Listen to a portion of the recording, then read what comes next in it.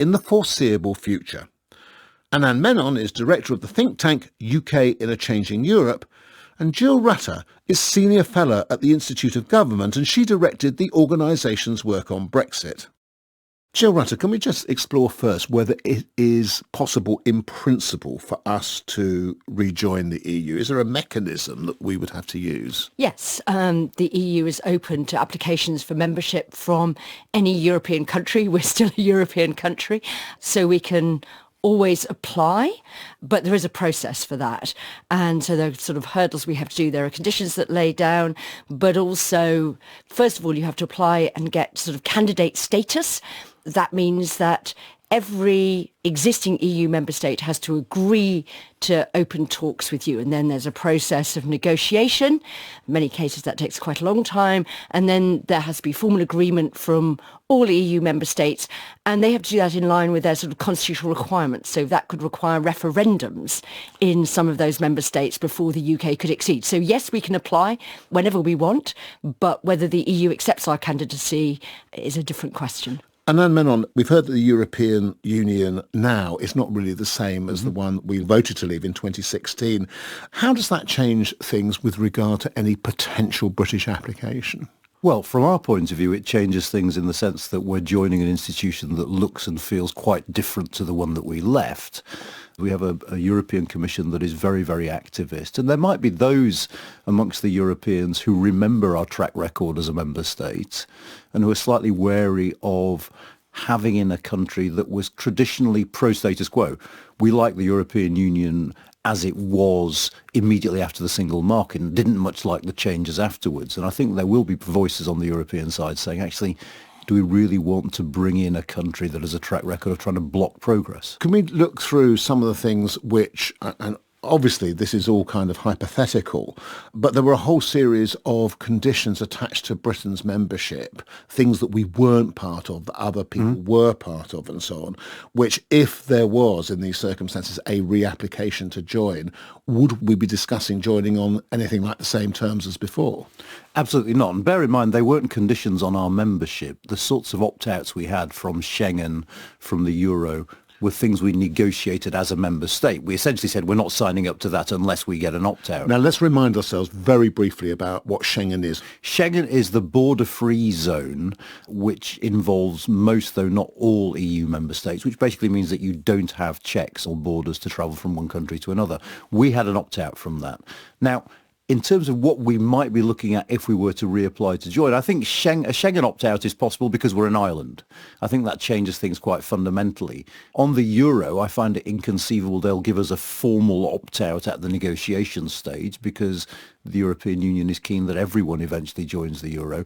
Whether they would subsequently force us to join were we to become a member state, I'm less certain about that. But I think the paper opt-out would go. And the one thing I'm pretty convinced about is that famous budget rebate that Margaret Thatcher negotiated, that will not be up for discussion again this time round. Jill, where did we get to with that? Because you just nodded with that. Was that rebate forever and ever that Margaret Thatcher negotiated, or would we have had to renegotiate it anyway? It had been renegotiated. Thatcher got a very hefty rebate. She actually managed to knock 2/3 off our net contribution. Remember, at the time, the EU budget was mainly agriculture, and the UK didn't get very much out of the CAP. So she got a really, really big rebate, reduced later by Tony Blair. But I think Anand is right. That consistently rankled with the EU that the UK had negotiated that rebate. And I think it's very unlikely, particularly as the EU is facing sort of budget crunches and potentially, you have to remember who some of the other potential candidate member states are. One of the things that the EU is facing down the line are the costs of reconstruction in Ukraine, if it has to help that when the war ends. So I think the idea that they would be cutting a UK returning much slack, I think is highly unlikely. It would take some incredibly skillful negotiating by the British. Let's look at the question of whether or not the EU would want us. Obviously, public opinion has changed for the moment here in Britain.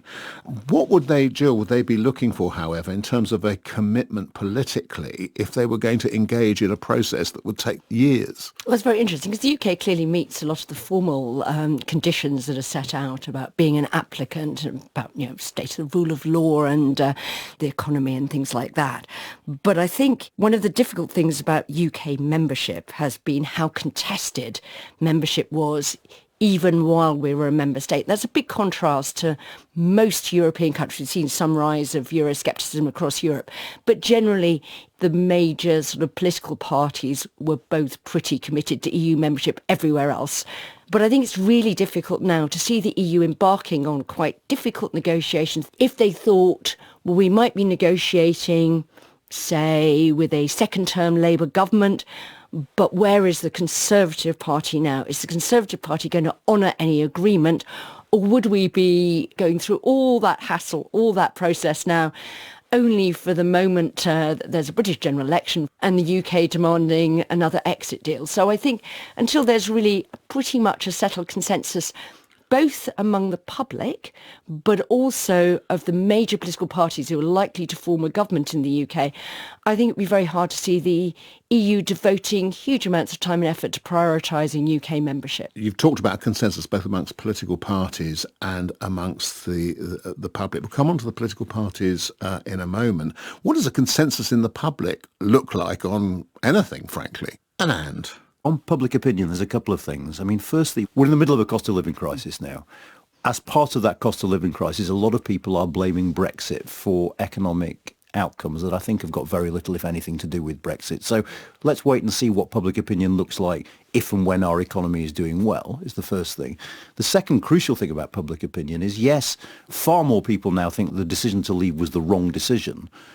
But actually, the striking thing about public opinion is just how lacking in salience the EU issue is. I think it's 6 or 7% of the public now think Brexit is the most important issue facing the country. And in focus groups we've done in our work at UK and Changing Europe, one of the things we found is that both Leavers and Remainers are united by one thing, which is a desire to talk about something else.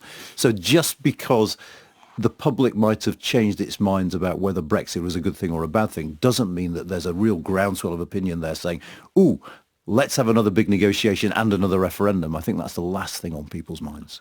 Jill, I think there is, within the polls, something of a reflection on what business has been saying about whether or not it has suffered as a consequence of Brexit or whether or not it wants to have closer relationships with the EU.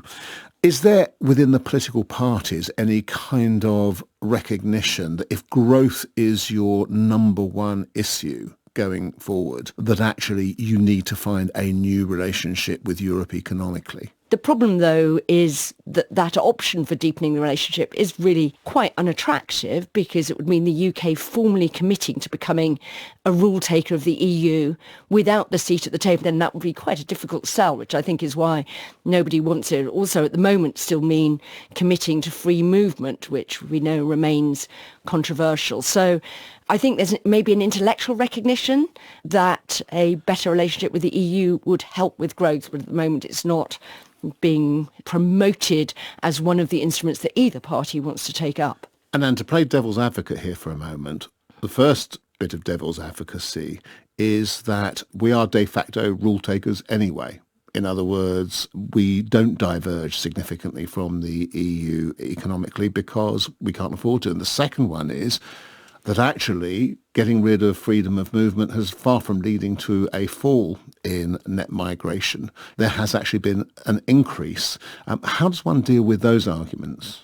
Well, firstly, not diverging is very different to being a rule taker. We might be deciding in our parliament that we're not going to scrap all the EU laws on our statute books, but that is very different from a situation in which the EU passes laws without us at the table and they become the law of the land here, which is what single market membership would imply. And I think in terms of democratic theory, there are obvious problems with that. And if you're one of those people that thinks actually sovereignty is the reason why we left the European Union, being in the single market and not a member state is far worse than being a member on those grounds. So I think it is very different. On the second point about freedom of movement, I suppose the counter-argument would be, yep, we have inward migration at record levels now, over 700,000, but that is down precisely to what the government has decided to do. We have chosen an immigration policy that has led to those numbers. It is completely within our control to do something about that. The government can change the rules on immigration. It would change immigration. And that is very different to a situation under freedom of movement